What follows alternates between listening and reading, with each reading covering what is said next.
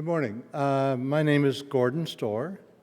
Today I would like to talk a bit about the development of my Christianity here at FCPC and also my Christian interrelationships with my wife, Sally. Sally was brought up a strict Catholic in an all-Catholic family in Omaha, Nebraska. Following her high school graduation, she entered the convent to become a nun. After a year or so, a suggestion was proposed by the convent to her that she should go out and explore the wide, wide world. And maybe in the future, come back to the convent. I met her shortly thereafter in college, fell quickly in love, and was married 8 months later. So she never was able to get back to the convent. Sally was turned down by the Catholic Church when she requested to get married in a Presbyterian church. So she went on a crusade, fought hard with the higher Catholic echelon, and finally got approved to be married in a Presbyterian church by a Presbyterian minister and a Catholic priest. This was unheard of in conservative Omaha in 1973. I don't remember the Presbyterian minister's name, but I do remember the priest's name. Father Gordon. True story. Sally fell in love with turtles about 40 years ago and had a collection of about 65 stuffed turtles and about 20 or so ceramic, glass, stone, wood, and metal turtles. Coming into Northern Virginia area, we looked for 3 years for the right Presbyterian church, and one day came across FCPC, was greeted at the front door, enjoyed the sermon, talked to the people in the fellowship hour following the church service, and we fell in love with it.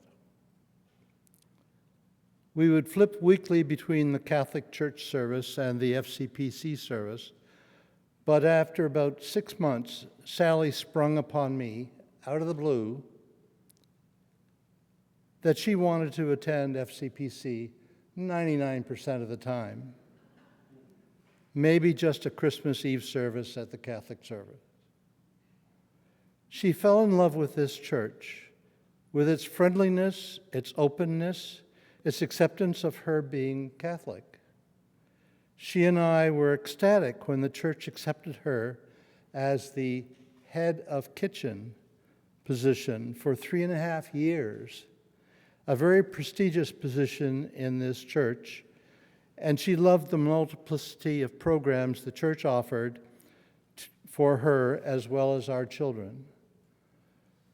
One of the happiest times in my Christian journey through life was when Megan officiated at Sally and my 50th wedding anniversary vows, performed right here on these steps. One of the saddest times is when Megan officiated at Sally's memorial service just 1 year later, in August of last year. It was then when I truly felt the outpouring of love, of sympathy, directed to me from the people of this church, the sympathy cards, the personal notes, the willingness of people to offer help with me in my grieving. All were appreciated. Of particular note were the 2 sympathy cards with handwritten notes that I received from both Megan and Yenna. So I look back on my 44 years here at FCPC, and I can easily roll off my tongue 30 or 35 people who have helped me along my way to enhancing my Christian belief. I won't tell you the stories of these 30 or 35 people. I won't tell you about how Avery Burns exposed me to the wonderful little church's library in my investigative research on the study of the city of Nazareth. I won't tell you about Bob Moore and his many years of providing guidance to the church crafts for the people of the church, in particular to helping me make this door prayer scroll a replica of an early Christian object that I touch on my way in and out of my house every day for the last 15 years. I won't tell you about Shelley Skorma, who got me fascinated into the study of the book of Revelation, or how Tom Koger, who has taught a children's Sunday school class for 18 years, has opened my eyes to the reading and in-depth understanding of the complexity of the Bible via our Saturday morning Bible class. But I will tell you about Marnie Sarver, who, after the death of my Sally, was able to accommodate me in our church's last year's November escape retreat to Shrinemont to help me with my grieving.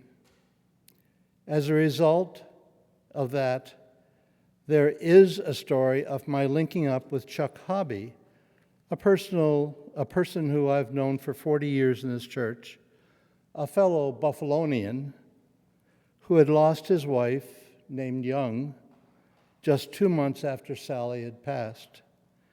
We jointly traveled together in his car to Shrinemont, had a long and touching talk about our losses, and I found it very consoling for my heart.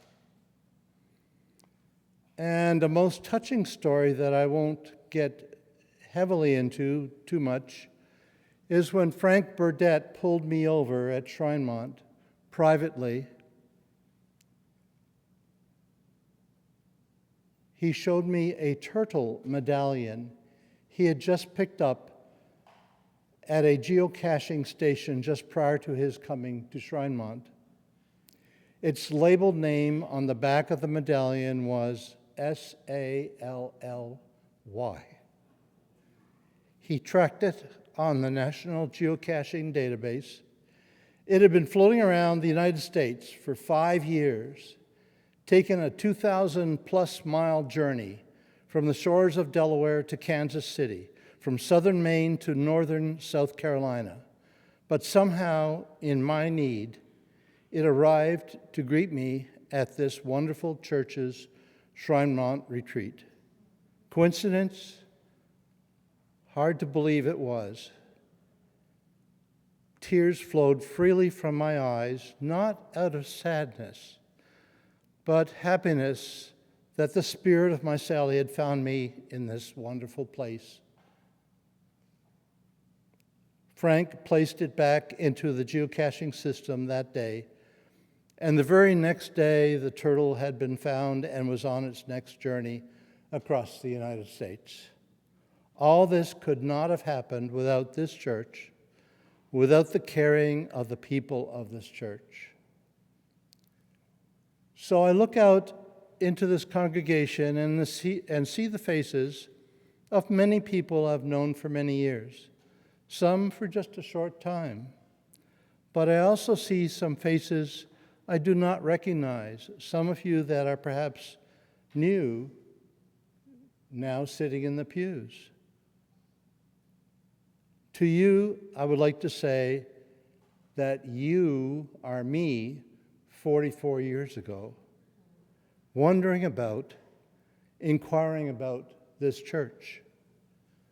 My hope is that in 44 years from now, it might be you up here telling the congregation about your Christian experience with this church, with its people, on how your Christianity has flourished. I'm sorry I can't go through the rest of the 35 people,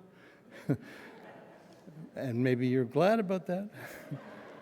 But I have or don't have stories about all of those, perhaps at a future time. Thank you.